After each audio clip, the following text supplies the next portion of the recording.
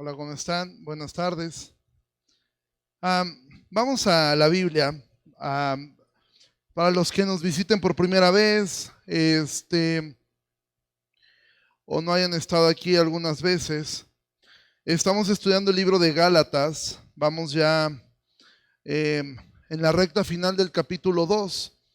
Entonces, si quieres ir ahí a Gálatas capítulo 2, versículo 11, que es donde vamos a estar leyendo. Y vamos a recordar un poquito qué fue lo que vimos la semana pasada. Estuvimos viendo acerca de cómo Pablo, el capítulo 2 nos recuerda cuando Pablo sube a Jerusalén. Y esto es importante, sube a Jerusalén y de hecho tú lees ahí en los primeros versículos que Pablo sube acompañado de dos personajes, uno es Bernabé y el otro es Tito. Él sube a Jerusalén de alguna manera no porque tuviera dudas, pero sube de alguna forma para presentar lo que él estaba predicando frente a los demás apóstoles, entre ellos Pedro, Juan, el hermano de Jesús también estaba ahí, Santiago. Y ellos pues le escuchan y dicen que no le tuvieron que agregar nada, solamente le pidieron una cosa, que se acordara de los pobres. La semana pasada yo les prediqué acerca de la importancia que tiene el cuidado de los pobres en la Biblia, y yo les había comentado que yo hubiera fracasado en el mensaje si nadie hubiera entendido esto y hubiera hecho algo al respecto.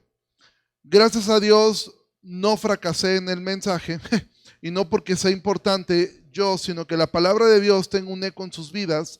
Gracias a las personas que lo han hecho, que se han tomado un interés por ayudar a otros hermanos. Gracias, ustedes saben quiénes son. En los demás, yo te animo, no te olvides de los pobres. Recuerda, es algo muy importante en la Biblia. Ayudar a la gente en necesidad es un mandato, es muy importante, es algo que tú lo vas a encontrar desde el Antiguo Testamento, lo vas a encontrar en las palabras de Jesús y lo vas a encontrar en el Nuevo Testamento. Pero termina esto, Pablo regresa en un viaje misionero y Pablo está teniendo una situación en estas iglesias en la región de Galacia, y es aquí donde vamos a entrar a una de las historias pues más conocidas, pero que es un poco difícil a veces de entender, y vamos a poder sacar algunos principios de esta historia. Capítulo 2, versículo 11, por favor, de Gálatas. Dice así: pero cuando vino Pedro a Antioquía, Pedro el apóstol, le resistí cara a cara porque era de condenar. ¿Tú te imaginas a la gente de la región de Galacia cuando escuchó esto? Si yo te pregunto a quién le gusta el chisme, el 99.9 de la gente levanta la mano. Pablo no estaba chismeando, Pablo estaba hablando algo que iba a ser de edificación, pero seguramente todos dijeron, a ver, ¿cómo estuvo eso? Pero cuando vino Pedro lo resistí cara a cara porque era de condenar. Pues antes de que viniesen algunos de parte de Jacobo es Santiago, comía con los gentiles, pero después que vinieron se retraía y se apartaba porque tenía miedo de los de la circuncisión. Y en su simulación participaban también los otros judíos, de tal manera que aún Bernabé fue también arrastrado por la hipocresía de ellos. Pero cuando vi que no andaba rectamente conforme a la verdad del evangelio, dije a Pedro delante de todos: si tú, siendo judío, vives como los gentiles y no como judío, ¿por qué obligas a los gentiles a judaizar?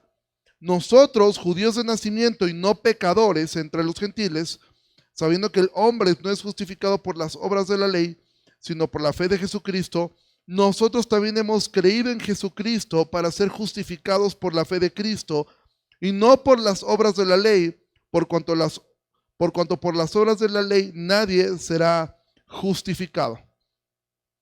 Estas son de esas historias donde donde a todos nos encantaría saber qué pasó, qué le contestó Pedro. ¿Tú te imaginas el momento tan incómodo? Imagina por un momento que estamos aquí y de repente aquí imagina que está Pedro, el apóstol Pedro, y también está Pablo, y pues obviamente todos muy emocionados de tenerlos, pero Pedro se comienza a comportar raro. ¿Y has estado alguna vez en alguna conversación incómoda, cuando dos personas comienzan a hablarse fuertemente y tú estás en medio de los dos como diciendo, ¿qué hago? ¿Me quedo? ¿Me voy? ¿Hablo? Es súper incómodo estar en una situación de esas. Seguramente aquí cuando Pablo habla esto, seguramente toda la gente se quedó fría. Recuerda algo, estaba hablando y confrontando al apóstol Pedro. Si hay un personaje del Nuevo Testamento, evidentemente después de Jesús y de Pablo, que quisiera yo conocer, es a Pedro. Ahora, en este momento, Pedro era el apóstol. Mira, tú lees el libro de los Hechos, la mitad del libro de los Hechos nos narra a Pedro, las predicaciones de Pedro. La otra mitad de Hechos nos narra a Pablo. Pedro era una persona muy importante dentro de la iglesia. Y que yo pienso que cuando la gente de Galacia supo que Pedro iba a venir, todos estaban emocionados, todos estaban contentos, todos estaban, oye, viene el apóstol Pedro. Mira, nosotros hemos recibido algunas visitas de algunos hombres de Dios que pues admiramos, o en lo personal admiro, y sé que muchos de ustedes. Yo recuerdo cuando vino el pastor Sugel Michelén, cuando estuvo con nosotros en la iglesia, de verdad yo veía la expectativa de la gente y muchas personas acercándose a él, y era un hombre. Ahora tú imagina que hubiera estado Sugel Michelén, que es una persona que pues muchos admiramos, y de repente uno de los pastores de aquí hubiera confrontado a Sugel frente a todos nosotros. Pues hubiera sido como un momento sumamente incómodo, un momento como, oye, a nosotros pensamos en Pablo como el apóstol Pablo, para ellos era Pedro y Pablo. O sea, para ellos Pablo era un misionero enviado por la iglesia, ¿sí? Pero hay tanto que podemos aprender de esta historia. Hay muchas cosas que podemos ver y que yo espero que podamos aprender algunos principios que nos pueden ayudar a nuestra propia vida a poder ver lo hermoso que hay en esta historia. Y algo que es lindo de la Biblia es que la Biblia, yo alguna vez lo conté y perdónenme, algunos de ustedes quizá me van a juzgar por lo que voy a decir, pero simplemente es una ilustración. Hay un capítulo de Los Simpson donde Homero lee toda la Biblia. Y de repente Homero está muy enojado y le dice a su hija Lisa: todos los personajes en este libro son un desastre menos uno. ¿Sí? Y eso es algo lindo de la Biblia, porque a excepción de Jesús, todos los demás personajes que tú vas a leer en la Biblia fueron un desastre. Y la Biblia no trata de ocultar eso. La Biblia nos narra tanto los éxitos como los fracasos de estos personajes. Tú puedes leer desde el Antiguo Testamento los héroes. El primero que podemos mirar fue pues evidentemente Adán. Adán pues fue el primer hombre y vemos su fracaso. Después hay dos hijos, vemos sus fracasos. Después viene el primer gran libertador, que podríamos llamar así, Noé. Y tú ves la paciencia de Noé, pero después ves que Noé lo primero que hace cuando se baja del arca, ¿qué es? Se pone una guarapeta, ¿sí? Comete errores. Después puedes ver a Abraham, el hombre, el padre de la fe, que desobedeció desde el principio. Dios le dijo: deja a tu parentela y vete a la tierra que yo te mostraré. Y quiso Abraham: Lot, vente para acá.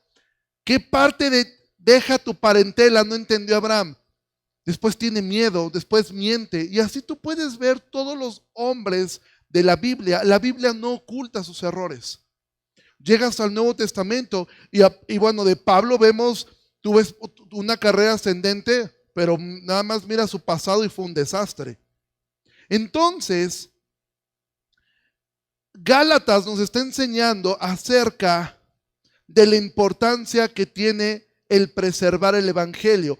Pero me gusta porque toda esta parte es como un pequeño paréntesis donde el Espíritu Santo que inspiró a Pablo para escribir esta carta a Gálatas, porque tú puedes pensar, ¿qué tiene que ver esta historia de Pedro con el resto de lo que viene enseñando tan doctrinalmente? Mira, si hay dos libros teológicamente muy profundos, serían tres libros del Nuevo Testamento, quizá los libros teológicos y doctrinales más profundos: Romanos, Gálatas y Hebreos. Esos 3 libros son, no digo que los demás no, pero esos 3 libros, prácticamente cada 2 versículos tú podrías pararte y enseñar un montón de principios de teología. Ahora, ¿por qué en Gálatas? En medio de esto hay un pequeño paréntesis que lo vimos desde la semana pasada acerca de la ayuda a los pobres, e inmediatamente Pablo nos va a contar una anécdota, una historia que ocurrió con Pedro, que bien pudo habérsela brincado, porque podemos pensar, ¿esta habrá sido la única vez que hubo alguna diferencia entre ellos? No, probablemente hubo otras. Pero ¿por qué es importante esto? Porque mira lo que dice el versículo 14. Pero cuando vi que no andaba rectamente, ¿quién? Pedro. Cuando vi que no andaba rectamente conforme a la verdad del evangelio, dije a Pedro delante de todos. Mira, el evangelio no es algo que solamente debes aprender, debes memorizar, debes conceptualizar. El evangelio es algo sobre lo que debes caminar. Amado, de nada te va a servir si tú simplemente sabes mucho de la Biblia, has aprendido mucho de la palabra de Dios, puedes explicar todos los conceptos de cristología, puedes explicar perfectamente, bueno, eso no creo que nadie lo logre, pero quizá tú seas el mejor explicando acerca de qué es cómo funciona la Trinidad. Tú pudieras saberte todo esto, pero si tú no andas conforme a la verdad del evangelio, todo eso no te servirá de nada. Porque el evangelio no es algo que simplemente tenemos que aprender conceptualmente. Mira, uno de los teólogos más prominentes, y es la verdad, un teólogo muy prominente del siglo pasado, fue un austriaco que se llamó Karl Barth. Este hombre tenía una mente privilegiada. Si tú lees, por ejemplo, y de hecho yo sí lo recomendaría, si tú lees los comentarios de Barth respecto a Romanos, es impresionante. O sea, el tipo tiene una agudeza mental impresionante. Él de hecho luchó mucho contra algunos movimientos progresistas que se estaban levantando en Europa. El tipo era un teólogo y se le considera uno de los teólogos más importantes de su época. Doctrinalmente era un hombre privilegiado, pero por el otro lado, el tipo vivía con su esposa, pero después se enamoró de la secretaria. Él dijo, es que esto no puede no venir de Dios, porque ¿cómo es que amo tanto a mi secretaria? Se llevó a la secretaria a vivir a su casa y ahí las tuvo a las 2, y así se murió. Un hombre que doctrinalmente ni todos los que estamos aquí juntos, y lo digo con todo respeto, pero ni todos los que estamos aquí juntos vamos a lograr profundizar en la teología como Barth lo logró. Pero el punto fue que él no estaba caminando conforme a la verdad del evangelio.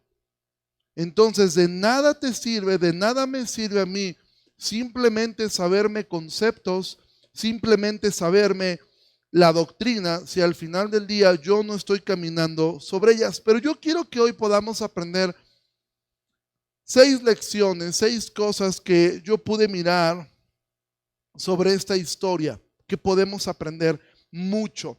Porque, ¿por qué razón tú ves que Pedro dice aquí que antes de que vinieran algunos de Jacobo comía con los gentiles? Recuerda, la iglesia de Antioquía había judíos y había gentiles. Uno de los temas más importantes para los judíos, aparte de la circuncisión, era la comida. Los judíos hasta el día de hoy se cuidan mucho en lo que comen. Comen comida lo que se denomina como comida kosher, ¿sí? Entonces Pedro, de hecho, había tenido un éxtasis donde Dios mismo le había dicho mata y come. Entonces dice que mientras estaban ahí como que todos tranquilos, él estaba felizmente, imagínate a Pedro, voy a ponerlo en términos mexicanos, seguramente no estaba comiendo eso, pero una de las situaciones difíciles que había entre gentiles y judíos era el tema de la comida, porque los judíos, Algunos de ellos, aunque ya sabían que tenían libertad en Cristo, pero estaban tan acostumbrados desde niños a una alimentación que seguramente ellos no comían nada que los otros gentiles. Pero ahora los gentiles se convertían a Cristo y ellos seguían su alimentación como siempre. Voy a ponértelo en términos mexicanos.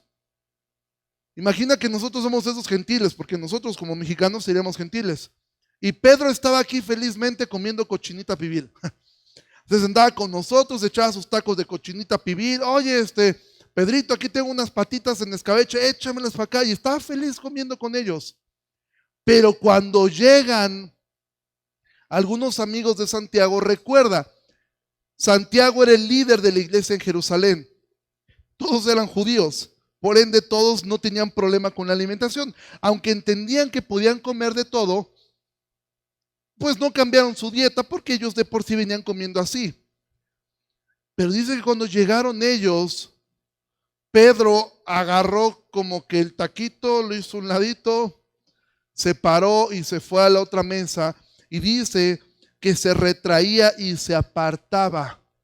De repente dejó de comer con ellos y empezó a... ¿Por qué? Porque tenía miedo de los de la circuncisión. Tenía miedo de que le iban, oye Pedro, ¿qué te pasa? ¿Cómo que estás comiendo jamón? O sea, ¿cómo que estás comiendo esto? ¿Por qué? Porque este era un tema importante para los judíos. Era algo que Pedro empezó a tener miedo y empezó a hacer algo que no debía hacer. Comenzó a simular. Ahora, ¿qué es lo primero que quiero que aprendamos? Primer cosa, nunca te generes expectativas de ningún hombre.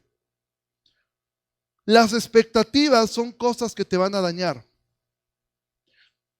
Si tú te generas expectativas de los pastores, si tú te generas expectativas de la gente en la iglesia, no hombre, ¿cómo es posible que él haya hecho eso? ¿Cómo es posible? Es que eso no es posible. Ahora, amado, la Biblia nos enseña que todos somos falibles. Evidentemente, los que estamos llamados al ministerio tenemos que esforzarnos por ser un ejemplo. Eso es una realidad. Pero si tú fincas tus expectativas sobre un hombre, incluido tu cónyuge, amado, tú puedes salir lastimado. Y mucha gente se va de la iglesia por eso. Es que me acabo de enterar que tal hermano que me invitó o tal pastor, ¿cómo es posible que esas cosas pasen? Desgraciadamente ocurren. Mucha gente de esta iglesia puede haber dicho, imagínate un gentil viendo a Pedro cómo se comportaba. Ha dicho, nah, Pedro ve cómo es, hasta Pablo lo tuvo que confrontar. Yo mejor me voy de aquí porque estos son unos hipócritas. Y esa es una de las cosas que siempre critican más de las iglesias. Tú tienes muchos familiares probablemente que te han dicho, es que la iglesia está llena de hipócritas. Yo amé el día que pude decirle a un primo mío, algo que no es una frase mía, es algo de John MacArthur, pero que pude decirla felizmente en una comida familiar. Un primo me dijo, es que las iglesias están llenas de hipócritas, y dije, me acordé de lo de MacArthur, le dije, sí, y tenemos lugar para uno más. Así que eres bienvenido el día que quieras. ¿Sí? Porque es verdad. El problema es que la gente tiene una expectativa de que la iglesia es un club de santos, es un museo de santos. Y aquí tenemos a San Rodrigo, a San Claudio, a Santa Montserrat, etc. Y tenemos un museo de santos. No, la iglesia no es un museo de santos. La iglesia es un hospital de gente enferma, que hemos sido sanados por la sangre de Cristo, pero aún estamos en la etapa de una recuperación. Entonces, no tengas expectativas, ten fe, porque las expectativas te pueden terminar alejando de Dios, de la iglesia, cuando alguien no cumple tus expectativas. Si tú estás aquí porque tienes expectativas de la iglesia, tienes expectativas de Dios, tienes expectativas, amado, lo más probable es que te vamos a fallar, no vamos a cumplir tus expectativas. Y ¿sabes qué? A Dios no le interesa en lo más mínimo llenar tus expectativas. Él nunca te va a fallar, pero es muy probable que Dios no te dé lo que tú quieres, porque Dios está interesado en darte lo que necesitas, no necesariamente lo que tú quieres. Segunda cosa que podemos aprender de esto. Primer punto, no pongas expectativas ni en el apóstol Pedro, porque aún el apóstol Pedro te puede fallar. Segunda cosa, el camino del evangelio está lleno de confrontaciones. A veces hay procesos de disciplina. A veces tendrás que aprender a estar en desacuerdo con otras personas. En el caso, fíjate las palabras que Pablo ocupa. Dice, en su simulación participaban, dice, el versículo 11, le resistí cara a cara porque era de condenar. ¿Qué palabra tan fuerte ocupa Pablo? Era de condenar. ¿De condenar a dónde? Al mismo infierno. O sea, Pablo era bravo. O sea, Pablo no era políticamente correcto, Pablo lo que estaba diciendo, si yo dejo a Pedro de esta forma y Pedro sigue en esta simulación y muere simulando esto, será muy Pedro. Pero ahí te va Judas. Entonces, este camino del cristianismo está lleno muchas veces de tener que confrontarnos entre nosotros. Mira, ahorita pasó un grupo de miembros aquí a la iglesia. Yo no sé ustedes que están a punto de ser miembros, qué expectativas tengan de nuestra reunión de membresía. Pero si tú piensas que en nuestras reuniones de membresía nos aventamos bombones unos a otros y rosas y flores, te vas a decepcionar rotundamente. Hemos tenido reuniones de miembros que se ponen sabrosas, donde el confrontarnos, el contrastar ideas, de repente se pone, gracias a Dios, a excepción de una sola, han terminado bien. Y sí, a veces uno sale molesto, a veces uno sale como que, híjole, me dieron entre todos, ¿sí? Pero eso es, si tú quieres ser cristiano, olvídate de lo de la membresía, pero si tú quieres ser cristiano, tienes que acostumbrarte a que en este camino va a haber confrontaciones a veces.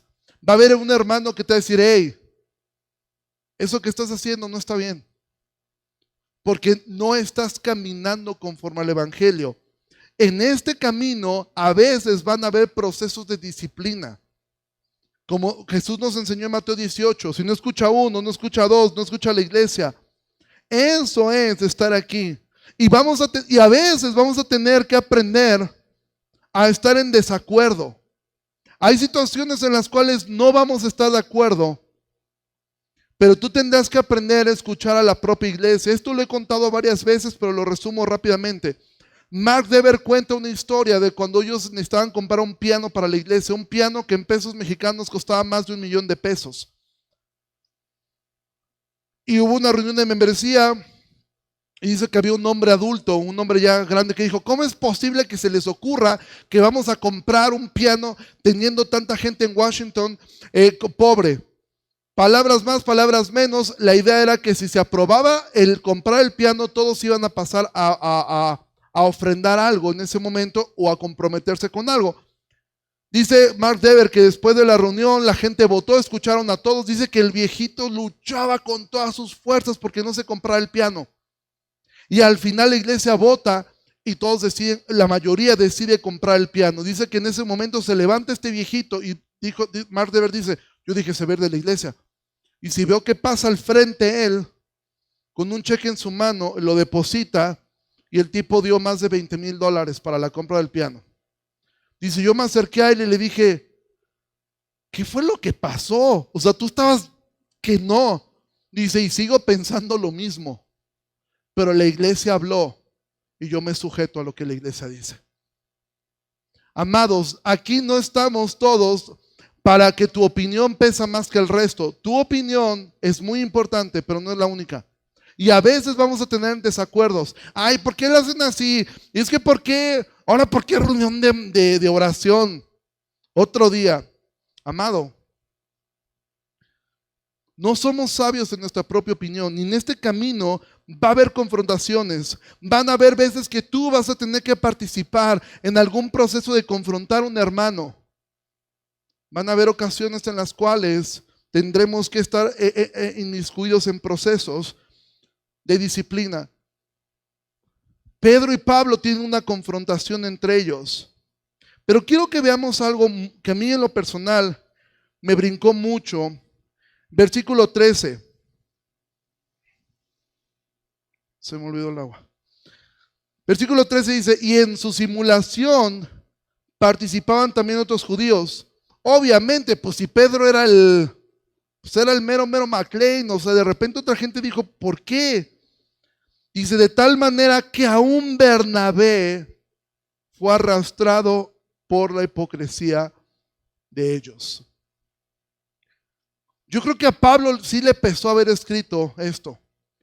¿Sabes por qué? Porque Bernabé fue su mentor.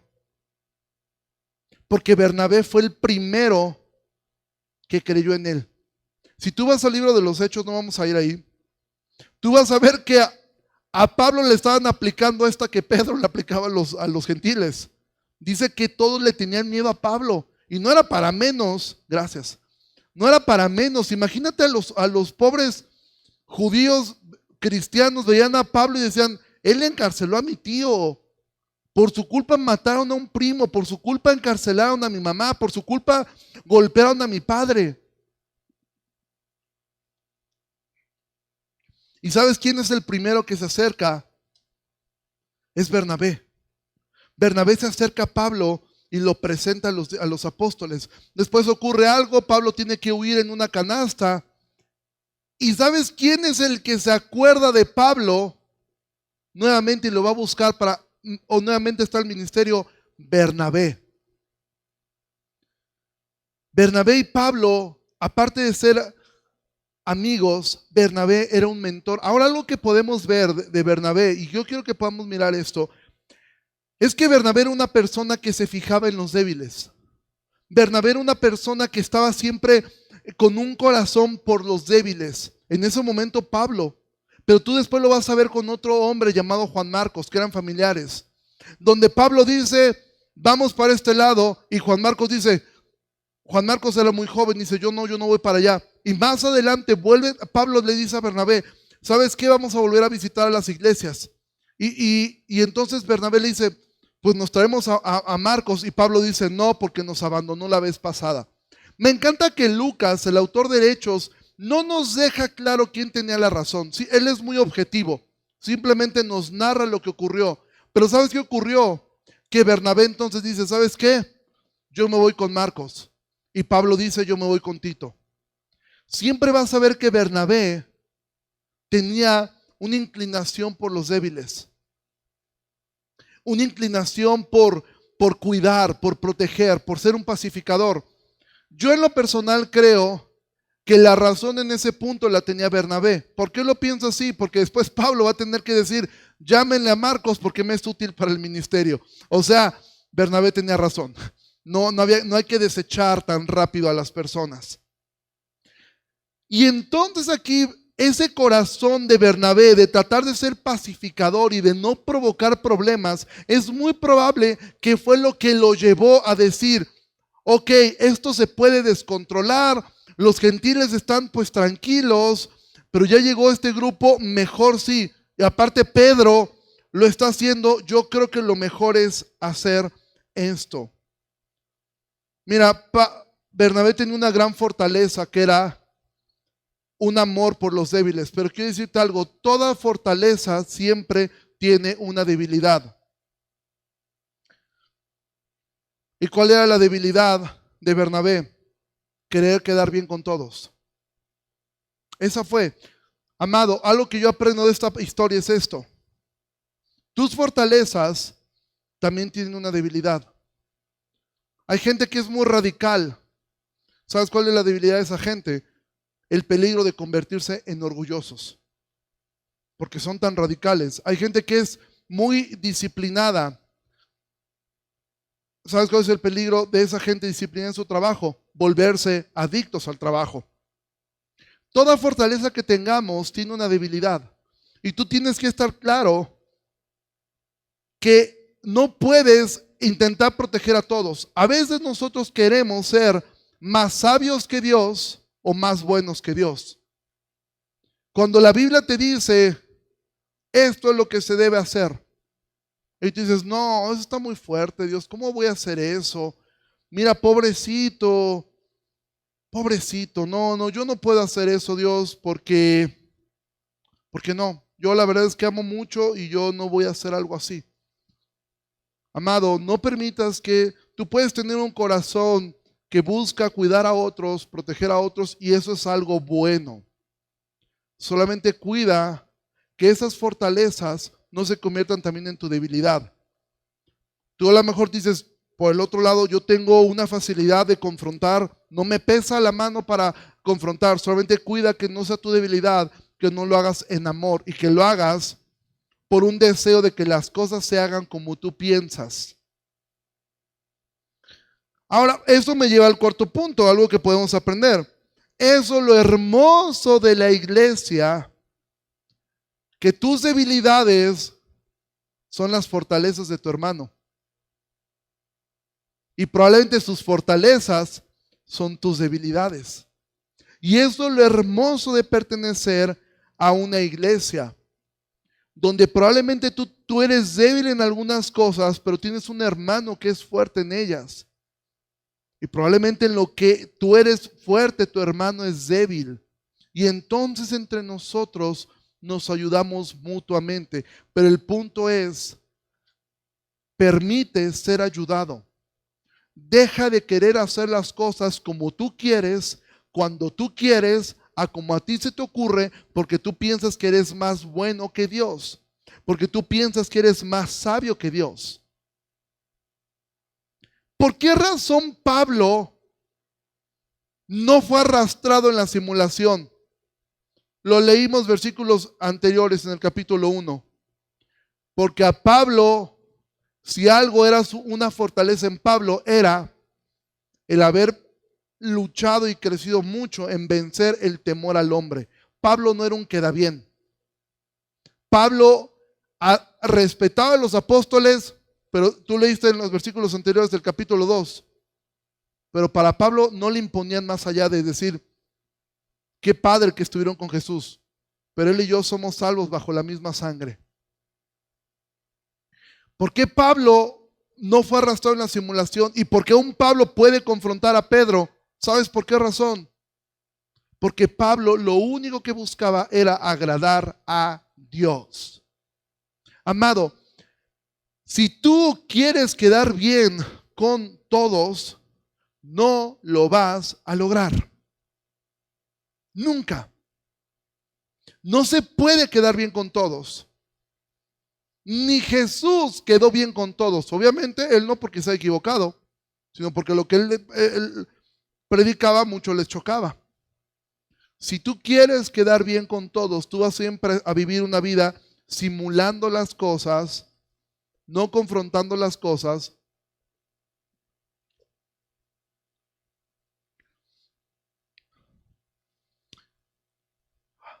Necesitamos unos de otros. No envidies, amado, las fortalezas de tu hermano. No las envidies, porque tú también tienes fortalezas. Y sabes qué, amado, es verdad, en la iglesia nadie es indispensable, pero tú no lograrás entender cuán necesario eres en la iglesia. Sí, no somos indispensables ninguno, pero somos muy necesarios. Voy a poner una ilustración. ¿Son indispensables los músicos y los cantantes en la iglesia? No, pero son muy necesarios. ¿Son indispensables las personas que nos ayudan a acomodar las sillas, el staff? No, pero son muy necesarios. ¿Son indispensables los maestros de niños? No, pero son muy necesarios. Así tú y yo. Te lo pongo en tu propio cuerpo para que sea una ilustración.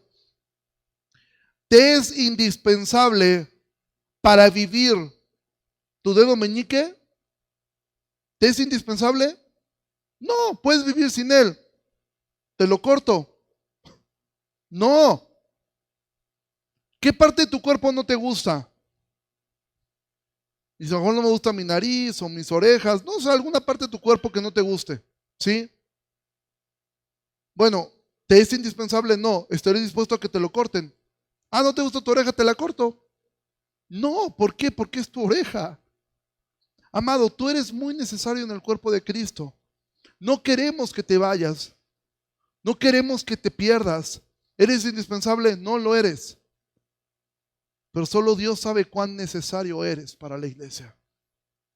Y que nosotros como iglesia te necesitamos mucho. Siguiente punto que podemos aprender de esto. Tus fracasos no te definen. Los fracasos de Pedro cuando negó a Jesús no lo definieron. Pero ojo con esto, tus éxitos tampoco te garantizan nada. Si tú eres una persona que dices, yo crecí en el Evangelio, llevo 20 y tantos años metido en esto, he leído la Biblia un montón de veces, yo oro, yo leo, pero lo has dejado de hacer. Y a lo mejor llevas un mes, 2 meses, un año sin leer la Biblia, sin orar. Y tú piensas que todo lo que hiciste en el pasado de alguna forma como que ya te garantizó algo.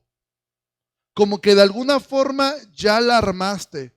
Algo hermoso de ver esto es que aún el apóstol Pablo dice, si él no se arrepintiera de esto, si él no cambia esto, lo que él está haciendo es de condenar. Amado, no importa que tú de joven hayas leído la Biblia de pe a pa, no importa que tu abuelo, tu padre, tu bisabuelo, y a lo mejor tú puedes remontar toda tu genealogía hasta llegar al apóstol Juan, no importa, tus éxitos pasados no te garantizan absolutamente nada en el futuro. El día más importante para tu vida es el hoy. No el ayer, es hoy. Hoy es el día más importante de tu vida. ¿Cómo estás viviendo tu vida? ¿Cómo estás caminando a la luz del Evangelio hoy? No hace un mes, no hace un año, no hace... Es que yo cuando llegué a Cristo yo dejé todo y renuncié a mi trabajo y dejé relaciones y dejé todo por seguir a Cristo. Bien por ti, pero hoy ¿cómo estás?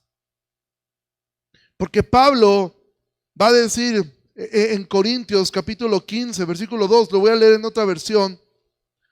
Pablo hace una exposición del Evangelio y después él dice, Corintios 15, 2, por lo cual también son salvos si retienen la palabra que les prediqué, a no ser que hayan creído en vano. La salvación, desde nuestra cosmovisión, creemos firmemente que la salvación no se pierde. Pero por el otro lado también creemos firmemente que hay muchas personas que creen que son salvas y no lo son. Que en algún momento tuvieron un encuentro emocional, que en algún momento tuvieron un encuentro que les hizo hacer muchos cambios en su vida, que cambiaron cosas, hicieron cosas, pero que al paso de los años se han alejado de Dios. Y tú puedes estar cerca de la iglesia y lejos de Dios. Tú puedes estar cerca del ministerio y estar lejos de Dios. En estos momentos, Pedro no estaba caminando lleno del Espíritu Santo, estaba caminando lleno de miedo por un grupo de personas. Pablo nos anima a que retengamos la palabra hoy. Amado, no pienses que porque vienes a una iglesia de sana doctrina, no pienses que porque eres miembro de la IBEG, tú puedes vivir tu vida como te plazca y decir, bueno, Dios sabe que yo hice muchos cambios. Dios sabe que yo dejé muchas cosas. Dios lo sabe. Y seguramente, pues cuando llegue al cielo, Dios se va a acordar de eso. Eso es lo mismo que pensar que eres salvo por obras. Amado, tus fracasos del pasado no te definen, pero tampoco tus éxitos del pasado te definen. Quien le da valor a tu salvación es Cristo. Y Jesús dijo, el que perseverare hasta el final será salvo. Esto es una carrera de resistencia, no es una carrera de velocidad. Amado, no te engañes. Si tú estás caminando en pecado, si tú estás caminando en desobediencia, tú persistes en eso, recuerda las palabras que Pablo le dijo a Pedro. Le resistí cara a cara porque era de condenar. ¿Y por qué razón dices esto, Pablo? Porque Pedro no andaba rectamente conforme a la verdad del Evangelio. Ahora, ¿qué es lo que define a un cristiano verdadero? ¿Su incapacidad para pecar? No. Y aquí hay un ejemplo. Y la Biblia está llena de ejemplos que un verdadero hijo de Dios puede pecar, y puede pecar desafortunadamente de las formas más escandalosas. El ejemplo típico y más grande que tenemos es el de David. ¿Qué es lo que define un verdadero creyente? ¿Su incapacidad para pecar? No. ¿Qué es lo que lo define al creyente verdadero? La capacidad que el Espíritu Santo le da para arrepentirse. Eso es lo que define a un cristiano. Tú quieres saber si realmente eres cristiano. Busca el testimonio del Espíritu a tu espíritu de que eres un hijo de Dios. ¿Cuál es ese testimonio? El arrepentimiento. El arrepentimiento no es una obra. El arrepentimiento no es una obra, es todo lo contrario. Es reconocer que no puedo hacer nada por mi pecado. Es reconocer que no puedo cambiar. Es reconocer que no puedo hacer nada más que ir con Dios y rogar su perdón y que Él ponga en mí el querer y el hacer por su buena voluntad. Entonces no en tu mente estés pensando, entonces que no es por obras. No, no es por obras, pero el arrepentimiento no es una obra. El arrepentimiento es un fruto. El arrepentimiento es el fruto más claro de que no confías en tus obras, que no confías ni en ti mismo. Estoy tan sumergido en el pecado que no puedo confiar en mí. No tengo la capacidad para cambiar. Entonces voy con el Señor, confieso mi pecado, hablo lo que tengo que hablar, me someto a mis autoridades, ya sean tus padres, ya sea tu jefe en el trabajo, sea tu marido, o sea la iglesia. Me someto y entonces hago las cosas como Dios dice. No como yo pienso hacerlas, no como yo quiero hacerlas. Amado, si tú no estás caminando en la verdad del Evangelio, tú corres el peligro de que entonces probablemente tú creíste en vano. Realmente nunca has sido salvo.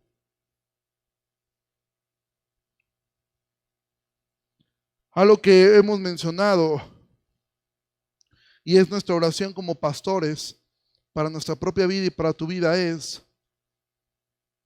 que si alguno de ustedes termina en el infierno, no sea por falta de enseñanza. Que Dios no nos pueda decir, ustedes no se atrevieron a enseñar o no se atrevieron a hacer lo que tenían que hacer. Y por su negligencia también aportó a la perdición de esta persona. Oro y creo y esperamos que todos los que somos miembros de esta iglesia seamos salvos. Pero la realidad es que Jesús dijo que pocos son los que se salvan. Jesús dijo que la puerta es angosta. Jesús dijo que el camino es angosto. Y Jesús dijo que el camino que lleva a la perdición es ancho y muchos andan en él. El concepto de victoria de Dios es muy distinto al tuyo y al mío. Uno pensaría, al final Dios ganó con 7,000 millones de salvos y nomás se perdieron 2,000 millones. No. Jesús dejó claro que la gran mayoría de la gente no irá al cielo. La mayoría de los seres humanos, bíblicamente hablando, en palabras de Jesús, la mayoría de la raza humana terminará en el infierno. Amado, ser cristiano no es un juego. Ser cristiano conlleva esto: no tener expectativas en nadie, sino solamente en Dios. Es un camino que me lleva a tomar una cruz donde voy a ser confrontado o me va a tocar confrontar a otras personas. Es un camino donde tengo que tener cuidado de mis debilidades. Es un camino donde tengo que considerar al resto de mis hermanos, amarlos, servirlos y dejarme servir por ellos. Es un camino donde mi pasado, ni bueno o malo, me define en mi futuro. Tengo que esforzarme hoy en caminar en el camino que el Señor me ha puesto. Y último punto, y esto es lo más hermoso: al final del día Dios siempre gana. Algo que es hermoso es ver que estos dos hombres tuvieron una confrontación. A mí me hubiera encantado escuchar qué contestó Pedro, pero viendo, yo lo que creo es que esta vez Pedro hizo lo correcto. Yo creo que Pedro esta vez paró y dijo: Pablo tiene razón y estoy actuando mal. Y sencillamente lo cambió. ¿Sí? ¿Cómo lo sé que no hubo en Pedro ni resentimiento ni rencor? Porque tú vas a leer en segunda de Pedro, casi en los últimos versículos, donde Pedro dice, habla acerca de las cartas de nuestro amado hermano Pablo. Sí, ese que me confrontó cara a cara y que por cierto lo puso en un libro que durante los siguientes 2000 años todos lo sabrán. Bueno, este es mi amado hermano Pablo. Y sí, hay algunas cosas que son difíciles de entender. Amado, el cristianismo se trata de caminar, de caminar. No te generes expectativas sobre los hombres. Todos los hombres van a fallar. Pon tus ojos siempre en Cristo. Deja que otros te sirvan. No confíes en tus habilidades tanto, porque tus fortalezas también tienen debilidades. Y quiere el Señor usar esta historia para ayudarnos a mirar algo bueno, que si aún el apóstol Pedro en algún momento estuvo caminando mal, nos da esperanza de saber que nosotros, si caminamos mal, tenemos el mismo Dios que Pedro.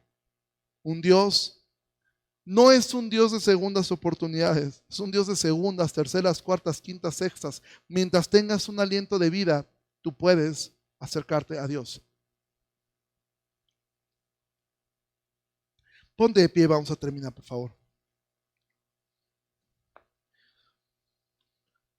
Padre, te agradezco mucho por tu palabra.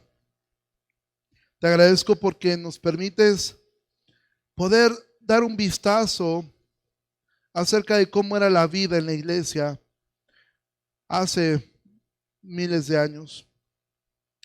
A veces nos asustan los problemas que como iglesia enfrentamos y a veces pensamos, esto no puede ser, esto no puede estar bien.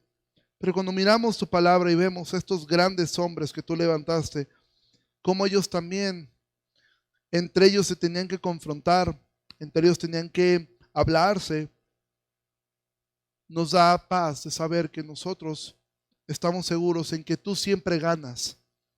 Porque al final tu evangelio se siguió extendiendo. Al final estos hombres siguieron predicando. Ambos murieron martirizados, pero ahora ambos disfrutan de tu presencia para siempre. Confiamos en que nosotros estaremos allí también contigo. Ayúdanos, Señor, a no confiarnos. Ayúdanos a escudriñar nuestro corazón continuamente.